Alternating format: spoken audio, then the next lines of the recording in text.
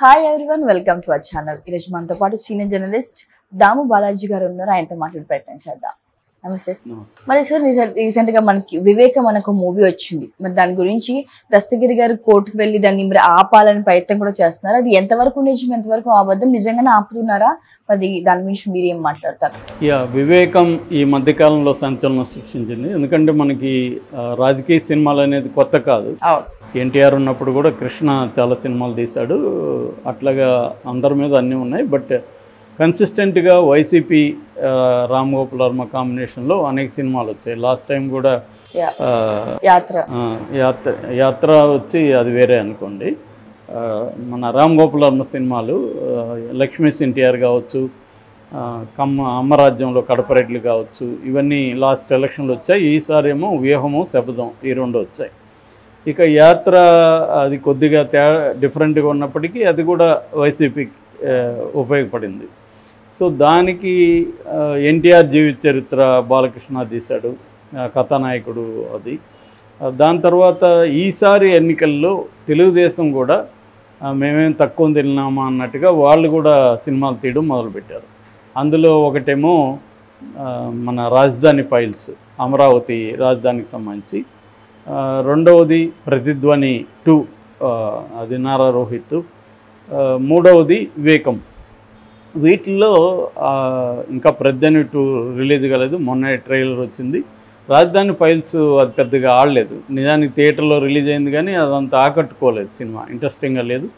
రెండోది అమరావతి ఇష్యూ అనేది అక్కడున్న 29 గ్రామాలకు తప్ప మిగతా ఎవరికి అది ఇష్యూ కాదు కాబట్టి కూడా అదేమీ పెద్దగా ఓన్ చేసుకోలేదు. కానీ వివేకం అనేది ఇంట్రెస్ట్ ఉంది దాంట్లో, ఎందుకంటే క్రైమ్ డ్రామా, వివేకానంద రెడ్డిని చంపిన కేసు. రెండోది అది క్వాలిటీ పరంగా కూడా బాగుంది. సో ఇంట్రెస్టింగ్గా తీయగలిగారు.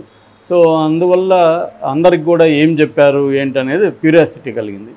అయితే అది థియేటర్లో వాళ్ళెవరు మరి తెలుగుదేశం వాళ్ళదని తెలుస్తుంది క్లియర్గా, ఎందుకంటే యూట్యూబ్లో కూడా ఫస్ట్ వచ్చింది తెలుగుదేశం ఛానల్లోనే. కానీ వాళ్ళెవరు కూడా బయటకు వచ్చి ఇది మా సినిమా, నేను డైరెక్ట్ చేశాను, నేను ప్రొడ్యూస్ చేశాను చెప్పుకోలేదు. అన్ని దొంగ పేర్లతో రిలీజ్ అయినాయి. సో మరి ఎందుకు అలా చేశారు, వాళ్ళు బయటకు వస్తే వాళ్ళకి ఏమైనా ఇబ్బందా ఏం తెలియదు.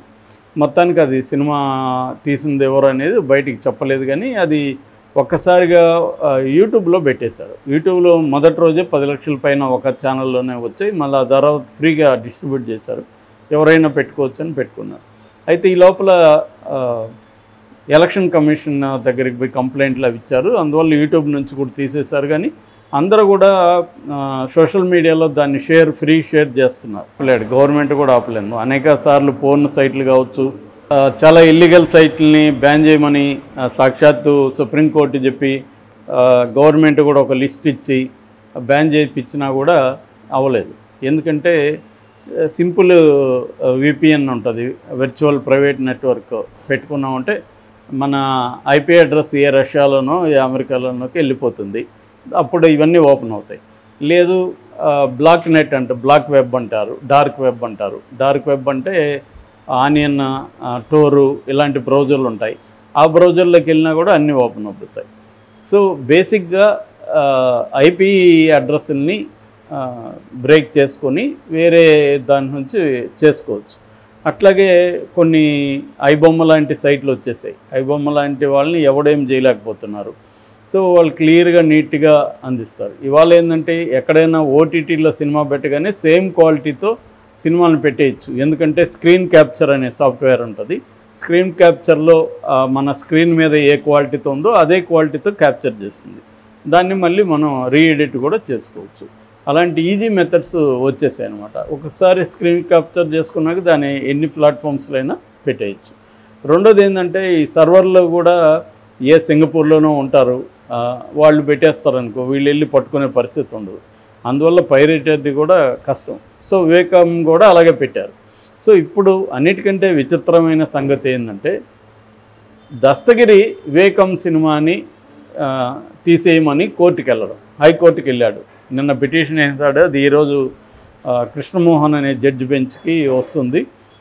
దస్తగిరి మనకు తెలుసు, మనం ఆల్రెడీ చెప్పుకున్నాం. దస్తగిరి వివేకానంద రెడ్డి హత్య కేసులో మొత్తం 8 మంది ముద్దాయిలు ఉన్నారు. A1 Erra Gangi Reddy, Sunil Yadav, A2 A3 Umashankar Reddy, A4 Dastagiri, A5 Devireddy Shivshankar Reddy, A6 గజ్జల Uday Kumar Reddy, A7 YS Bhaskar Reddy, A8 Avinash Reddy.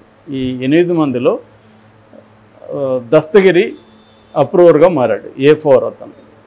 So అప్పటి నుంచి కూడా దస్తగిరి మీద వైసీపీ వాళ్ళు ఏదో కేసులు పెట్టి ఇరికిస్తున్నాడు. దస్తగిరి కూడా ఊరికే ఉండే టైప్ కాదు.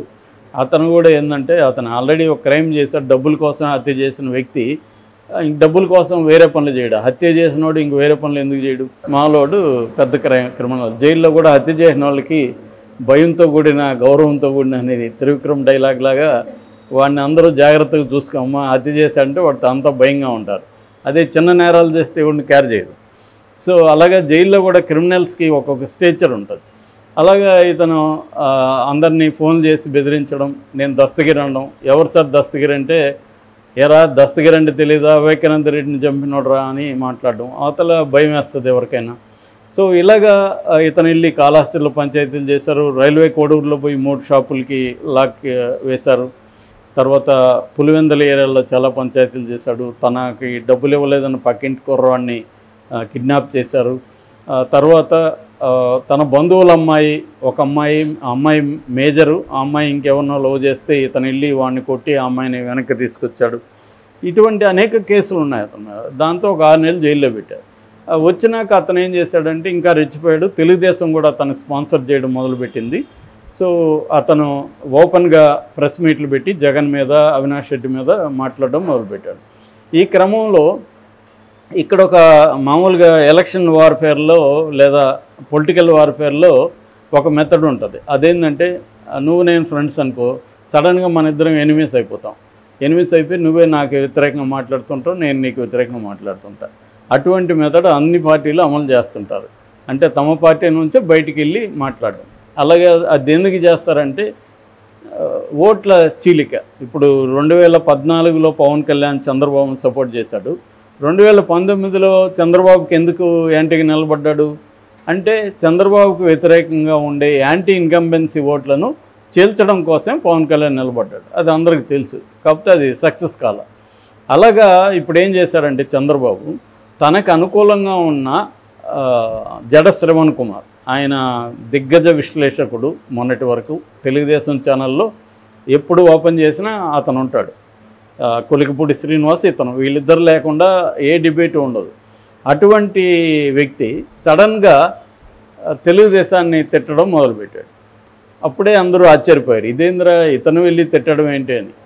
తర్వాత అర్థమైంది ఏమంటే ఇతను చంద్రబాబే పంపించాడు, నువ్వు బయటికి వెళ్ళి నువ్వు ఒక పార్టీ పెట్టు, నువ్వు దళితు కాబట్టి దళిత పార్టీ పెట్టు, దళిత పార్టీ పెట్టి నాకు వ్యతిరేకంగా మాట్లాడు అనేది ఒకటి పంపించాడు. దాంతో శ్రవణ్ కుమార్ వెళ్ళి, ఆల్రెడీ అతను ఉంది జేబీఎం పార్టీ తరపున కడపలేమో వీడు దస్తగిరిని నిలబెట్టాడు. అటుపక్కేమో ఆ ఏరియా నియోజకవర్గం నాకు గుర్తులేదు కానీ మన కోడికత్తి సీను నిలబెట్టాడు.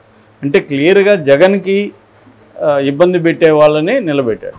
రెండోది ఇప్పుడు కొత్తగా వినిపిస్తున్న వార్త ఏంటంటే లోకేష్కి వ్యతిరేకంగా ఇతను పోటీ చేస్తున్నాడు, జడ శ్రవణ్ కుమార్. ఇది కూడా చాలామంది ఇదేంది లోకేష్కి వ్యతిరేకంగా ఇతను చేయడం ఏంటి, మొన్నటి వరకు చంద్రబాబు మనిషి కదా అంటే ఇప్పుడు కూడా చంద్రబాబు మనిషి. లోకేష్కి వ్యతిరేకంగా ఎందుకు చేస్తున్నాడంటే దళితుల ఓట్లను చీల్చడం. దళితుల ఓట్లు అన్నీ కూడా మ్యాక్సిమం ఎస్సీ ఓట్లలో 70-80% జగన్కే ఉన్నాయి. సో ఆ ఓట్లను ఇటు చీల్చిపోతే వైసీపీకి అవ్వపడవు. సో అది తెలుగుదేశం స్ట్రాటజీ. సో ఈ స్ట్రాటజీలో భాగంగా ఇప్పుడు వివేకం మీద పిటిషన్ వేశారు. వివేకం మీద ఎందుకు వేశారు? వివేకం అంతా వీళ్ళదే కదా, తెలుగుదేశానికే కదా ఉపయోగం వివేకం. మరి ఇతను తెలుగుదేశం మనిషి, జడ శ్రవణ్ కుమారు దస్తగిరి తెలుగుదేశం. మరి ఎందుకు వేశారంటే వివేకానికి పబ్లిసిటీ క్రియేట్ చేయాలి. ఎందుకంటే వివేకానందరెడ్డి హత్యను పెద్ద ఎత్తున తెలుగుదేశం ఉపయోగించుకోవాలనేది ఎన్నికల్లో ప్లాన్. ఎందుకు 2019లో జగన్ ఇలాగా ఉపయోగించుకున్నాడు, అప్పుడు నారాసుర రక్త చరిత్ర బుక్ వేశాడు. సో ఇప్పుడు వీళ్ళు ఉపయోగించుకుందాం అనేది వీళ్ళ ప్లాన్. ఆ ప్లాన్కి వీళ్ళకి సునీత అండ్ షర్మిల కూడా కలిసి వచ్చారు. ఇప్పుడు అప్పట్లో సునీత జగన్కు ఉపయోగపడింది, ఇప్పుడు సునీత చంద్రబాబుకు ఉపయోగపడుతుంది. సో వివేకానంద రెడ్డి హత్య ఇలాగ పొలిటికల్ పార్టీలకి ఉపయోగపడుతున్నాయి. దీంట్లో భాగంగా వివేకం అనే సినిమా ఆల్రెడీ లేదు, అది యూట్యూబ్లో లేని సినిమాని యూట్యూబ్లో తీయమని తను ఎందుకు వెళ్ళాడు కోర్టుకి అంటే దీని చుట్టూ కొంత పబ్లిసిటీ రన్ అవుతుంది అనేది తప్ప ఇంకోటి ఏం కాదు. Thank you sir.